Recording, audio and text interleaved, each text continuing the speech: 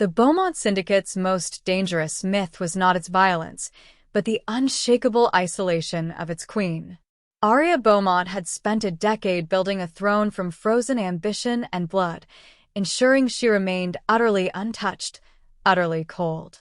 Yet in the echoing ballroom of a derelict, yet opulent, New Orleans casino, the throne was about to tilt. Roman Vale, a man whose face bore a history of defiance in the form of a jagged scar, stepped into her line of sight, and the untouchable queen felt the first, lethal tremor of vulnerability. Arya, stunning in sharp black silk, her large gold hoop earrings catching the dim chandelier light, surveyed the meeting with the detached precision of a general. The Beaumonts were the law now, and their rivals, including the Vale Network, were here to acknowledge it. But Roman, brooding and lethal, stood against the wall, his intensity a physical shield. He wasn't merely present, he was waiting. Their worlds collided not over territory, but over a simple glass of scotch. Arya had ordered him to step aside to allow her chief enforcer, Silas, access to the table. "Move," she commanded, her voice a low, melodic frost. Roman didn't move. He lifted his glass, his eyes, ice blue and utterly fearless, met hers across the crowded, tense room. The scar on his cheek seemed to pull his mouth into a permanent, dangerous snarl. "I'm enjoying the view, Queen," he drawled, his tone dripping with mockery and no small measure of threat. A collective gasp went through the room. No one, not Silas, not the oldest patriarchs, had ever used that tone with Arya, let alone mocked her title. She felt a dangerous heat, not rage, but a startling, unfamiliar curiosity. She walked toward him, every step a calculated threat. "You misunderstand your position, Vale. You don't defy me, you kneel before me," she murmured, stopping inches from him. Their proximity was intoxicating, dangerous. Roman didn't flinch. He leaned in, his gaze dropping briefly to her lips before returning to her eyes. "I defy the title, Arya. I look at the woman beneath the power, and she's not the one giving the orders." He called out her greatest lie, that the woman was gone, replaced entirely by the queen. Just as Arya raised her hand, not to strike, but perhaps to draw a blade, the floor exploded. It was an ambush, meticulously planned, meant to execute her and seize the syndicate in one swift stroke. Silas and her guard scattered, pinned down by disciplined gunfire. Arya was exposed, caught in the open. A shooter had a bead on her head, but before the man could pull the trigger, Roman moved. Not for the syndicate, but for her. He grabbed her arm and pulled her low behind a marble pillar, the move fiercely protective, completely primal. "Save the theatrics, Queen. We run," he barked, covering her with a volley of precise, brutal fire that had nothing to do with saving his rival's empire. The one man who defied her was suddenly the only man keeping her alive. The casino erupted into chaos. Bullets shattered mirrors and splintered wood. Area's security detail was overwhelmed, taken by surprise by the coordinated assault.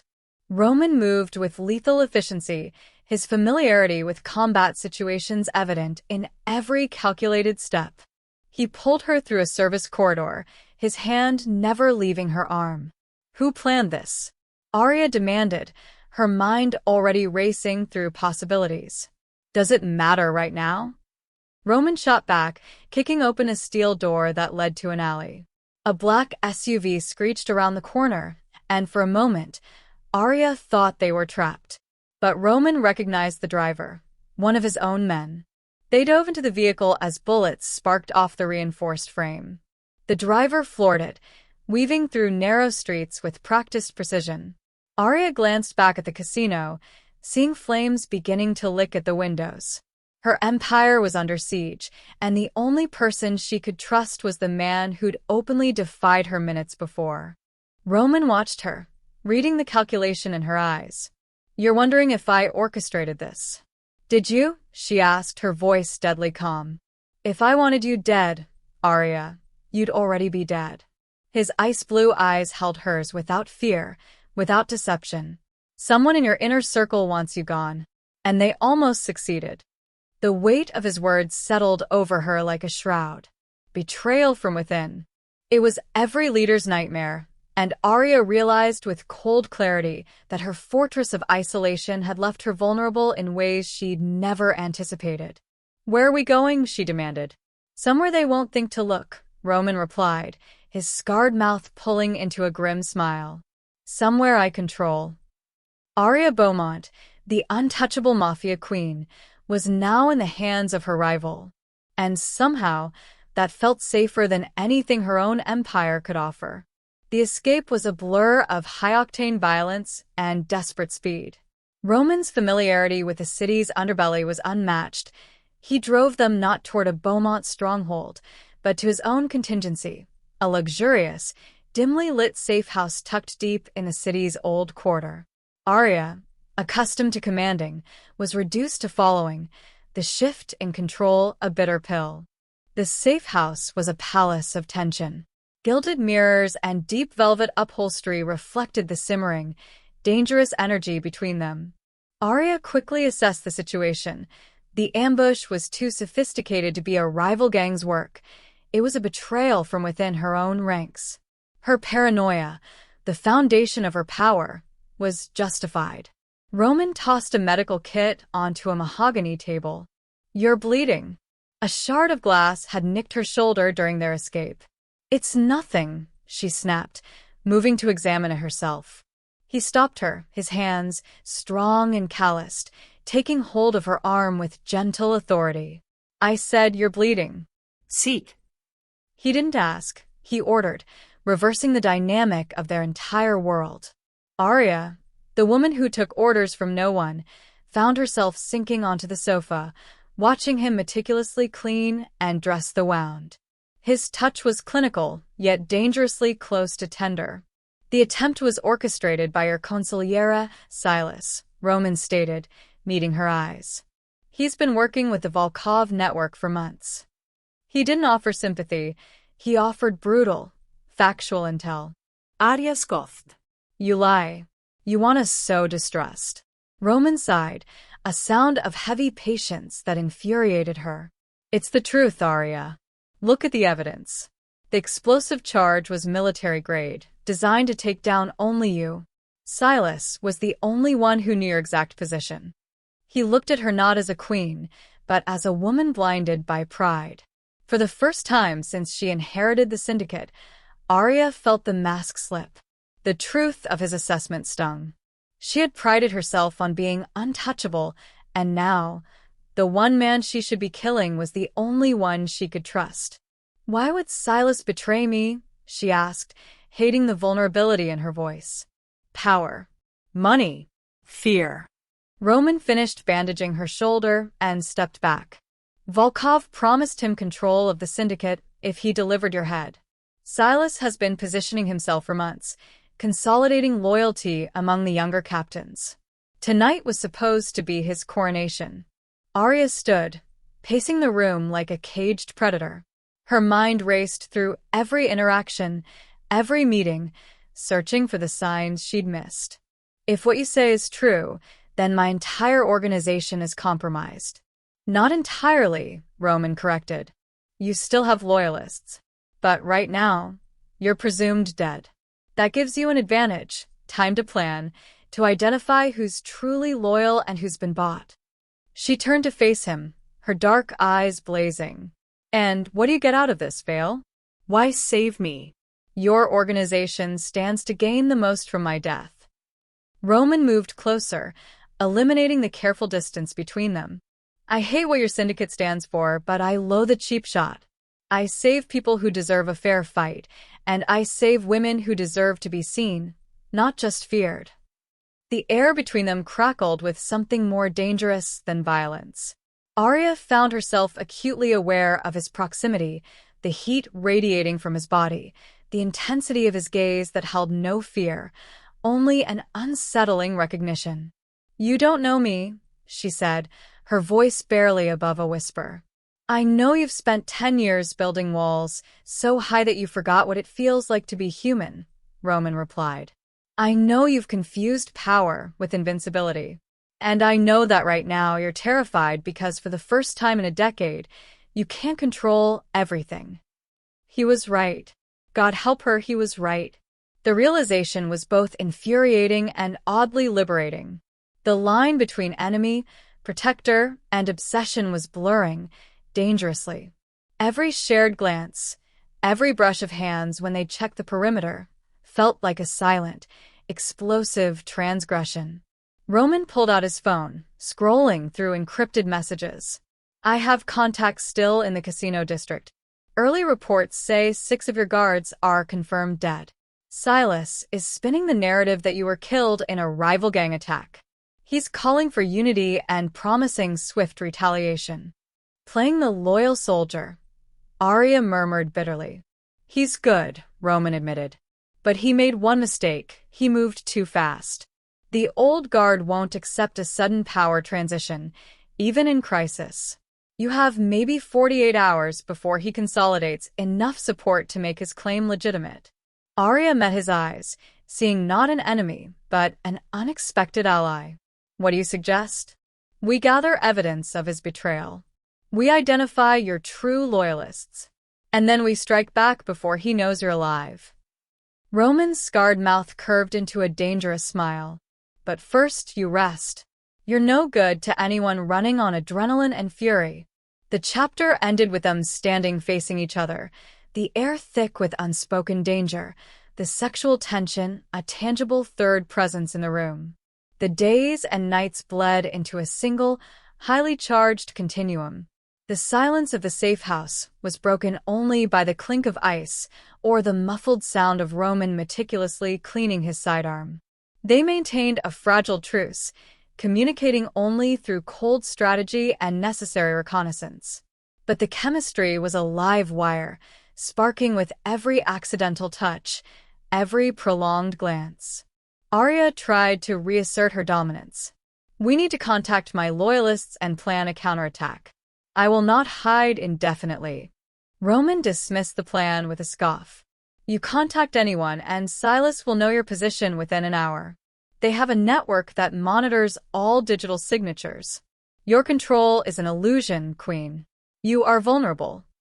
You refuse my orders, she stated, not as a question, but a final acknowledgement of his defiance. I refuse to get you killed, he countered, his eyes locked on hers. You're an excellent leader, but a terrible survivor. You rely on power, I rely on instinct. The tension between them was becoming unbearable. Arya found herself watching him when she thought he wasn't looking, noting the efficient way he moved, the quiet competence that marked every action. This was a man who'd survived in shadows, who understood that true power wasn't always loud. Later that evening, the pressure peaked. Arya, unable to sleep, found Roman by the window, staring out at the city. The pale light caught the planes of his face, accentuating the scar and the intense focus of his profile. Why did you do it, Roman? She asked quietly. Why save me? I'm your enemy. Your organization stands to gain the most from my death. He turned, the answer a low growl. I hate what your syndicate stands for, but I loathe a cheap shot. I save people who deserve a fair fight, and I save women who deserve to be seen, not just feared.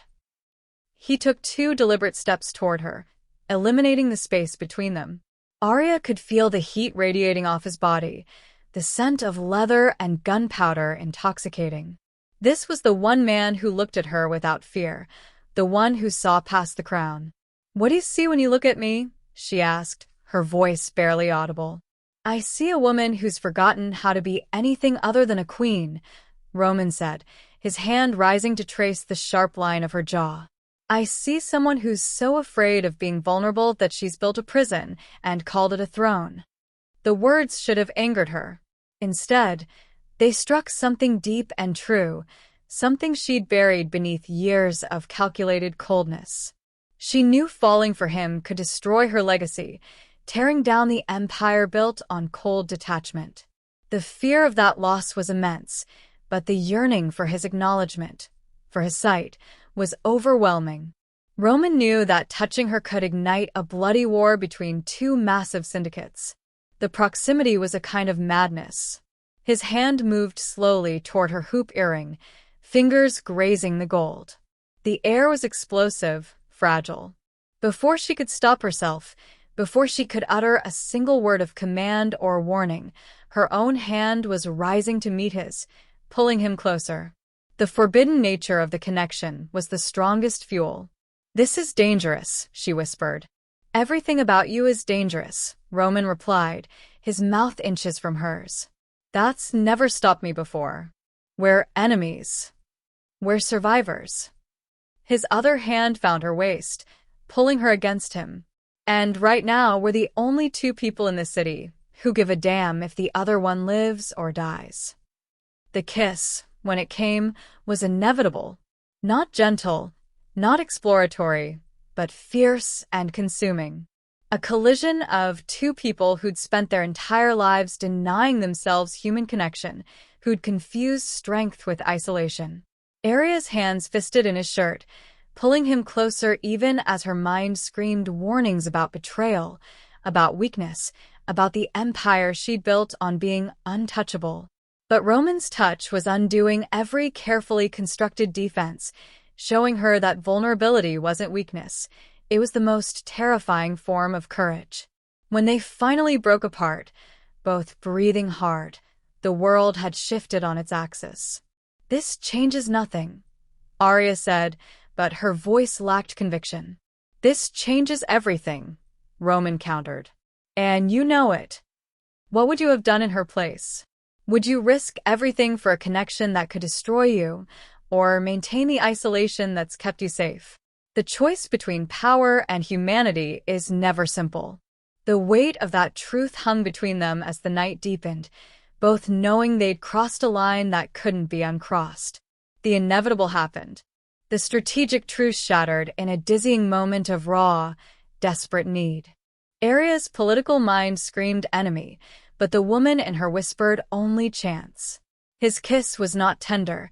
It was demanding, a collision of two lonely, dangerous souls who had spent their lives denying human connection. It was the ignition of the forbidden love. The shared night was an intoxicating blend of ferocity and desperate intimacy, proving that beneath her cold exterior was a woman capable of deep, frightening passion, and beneath his defiance was a man capable of fierce, protective devotion. Aria's iron control dissolved, leaving her vulnerable in a way no rival could ever achieve. Roman had finally gotten under her skin, past her guards, and into the very core of her identity. He had become the one man she couldn't resist. The morning brought the brutal return of reality. Aria stood by the window, pulling the queen's mask back into place with each passing second. The woman who'd surrendered to passion hours ago was being carefully locked away again. "This changes nothing," she stated, her voice regaining its regal frost. "When we leave here, we are enemies. This never happened." Roman, pulling on his shirt, looked up with a ghost of a smile touching his scarred mouth. "It happened, Aria, and it changes everything. You need me, and you're afraid to admit it. That is a kind of power I won't surrender." He still looked her in the eyes without fear, now with the added confidence of shared intimacy. Before they could argue further, the safe house alarm shrieked. The sound cut through their tension like a blade, replacing intimacy with immediate danger. Roman was at the security monitors instantly, his relaxed posture transforming into lethal readiness. "Silas," he said grimly. And he brought friends. Multiple vehicles, at least 20 men. "Someone tracked us." How? Arya demanded, already moving to grab weapons from Roman's concealed arsenal. "The burner phone call I made yesterday to check the outside situation. They must have been monitoring for any signal in this sector." Roman grabbed 2 assault rifles, tossing one to Arya. "They've found us. No time for a plan, Queen. Instincts only." The sound of footsteps echoed in the stairwell below. They were already in the building. Roman took the lead, covering her retreat toward a service tunnel he'd mapped during their stay. The old New Orleans architecture provided escape routes most people didn't know existed. "Stay low," he commanded. "If you have to choose between saving the syndicate and saving yourself, choose yourself." They moved through the narrow passage, the sound of Silas's men searching the safe house growing louder. Arya looked at the man running ahead of her, the one who saw her, and realized the stakes were no longer just about the Empire. They were about him. Silas and his men were hunting for the Queen, but they didn't know the only man she wanted was by her side. The tunnel opened into a maintenance corridor beneath the building. Roman checked his weapon, counting ammunition with practiced efficiency. "This leads to the old quarters underground network. If we can reach the ceiling above them exploded. Plaster and concrete rained down as the floor above buckled. Silas had brought explosives, intending to bury them both alive, to ensure no bodies would ever be found. "Run!" Roman shouted, grabbing Arya's arm. But the collapse was faster. The tunnel buckled, sections falling in rapid succession like dominoes. Roman saw it happening, saw the massive concrete beam falling directly toward Arya. He didn't think, he moved. He shoved her violently into a small alcove, a reinforced section that might withstand the collapse. Arya hit the wall hard, the breath knocked from her lungs. She watched in horror as the main tunnel collapsed entirely, a wall of debris sealing Roman on the other side, sealing their only exit. "Roman!" she screamed, clawing at the rubble. "I'm here," his voice came through, muffled but alive. "Are you hurt?" No. Can you move? A pause. "My leg's pinned. I can't get free." Panic threatened to overwhelm her, but Arya forced it down with brutal discipline. She was the Mafia queen. She built an empire by refusing to accept impossible situations. This was just another problem to solve. She examined the alcove with clinical precision. There, a maintenance shaft, barely visible behind years of grime. Small, probably leading to a storm drain. Humiliating for a queen, but survivable. "There's another way out," she called to Roman. "I can get help." No. His voice was sharp. "Silas has men topside. You go to ground, you find loyal people, and you take back your throne. That's the mission. I'm not leaving you here. You don't have a choice, Arya. If you stay, we both die. If you go, you survive. That's all that matters." His voice softened slightly. "You taught me what it means to be seen. Now let me do what I do best, buy you time." The danger was closing in, testing the very foundation of Arya's reign and the connection they'd forged in the flames of crisis. The air in the collapsed tunnel was thick with dust and the smell of ozone. Arya, scrambling through the cramped maintenance shaft, refused to let tears fall. Queens didn't cry, but women did. And for the first time in a decade, she couldn't separate the two. The shaft led to a storm drain that emptied into an industrial dockyard. She emerged into pouring rain, her designer clothes ruined, her hoop earrings gone, lost somewhere in the debris. She looked nothing like the Mafia queen. She looked like a survivor. And that's exactly what she needed to be. Arya made her way to a contact she'd cultivated years ago, Marcus Chen, an information broker who owed her 3 favors and valued his life enough to keep secrets. He provided her with a secure location, a burner phone, and most importantly, intel. "Silas is moving fast," Marcus reported. "He's claiming you're dead, killed in a tragic attack. He's already positioning himself as the interim leader. But the old guard is resistant. They want proof of your death." "Then let's give them proof of his betrayal instead," Arya said coldly. She spent the next 18 hours working with lethal efficiency. Roman had mentioned a financial ledger, proof of Silas's dealings with Volkov. She found it in a secure vault Roman had told her about during their strategy sessions, a vault only he was supposed to know about. He'd given her the access codes without telling her, trusting she'd figure it out. The ledger was damning. payments, communications, detailed plans to dismantle the Beaumont syndicate from within. Arya made copies, distributed them through encrypted channels to every capo in her organization. The response was immediate and violent. But Silas wasn't finished. His men tracked her to the dockyard location where she'd been coordinating the counterstrike. They came in force, determined to finish what they'd started. Silas won't stop until he sees both of us dead, Arya said to the 3 loyal enforcers who'd responded to her call. He's been working with Volkov. If they seize the syndicate, it starts a war that destroys the city. Then we end it here, said Marcus, surprisingly steadfast. But Arya had learned something from Roman.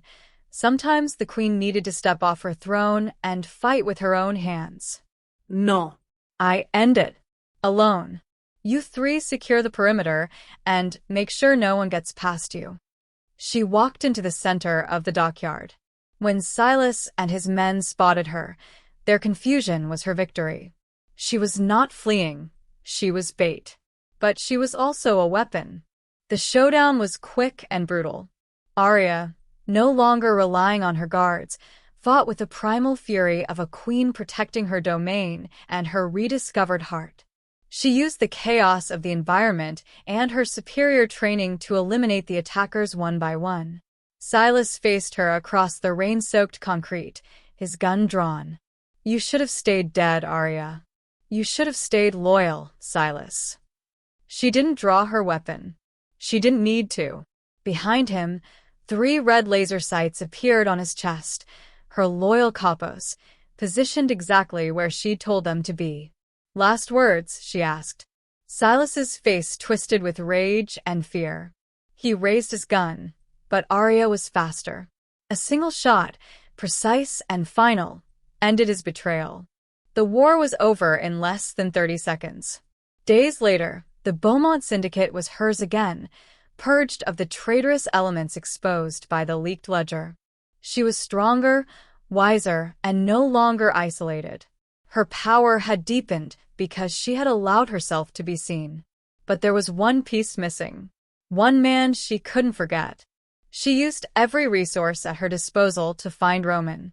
He'd been extracted from the tunnel collapse by his own people, his leg broken but healing. He'd disappeared, respecting her need to reclaim her throne without him. But Arya Beaumont was done with distance. She was done pretending that power meant isolation. A month later, on a quiet beach far from the city, Arya was walking alone when she saw a familiar silhouette waiting for her. Roman Vale, no longer a rival, but the man who defied the queen and claimed the woman. He leaned against a railing, the scar on his face catching the sunset light.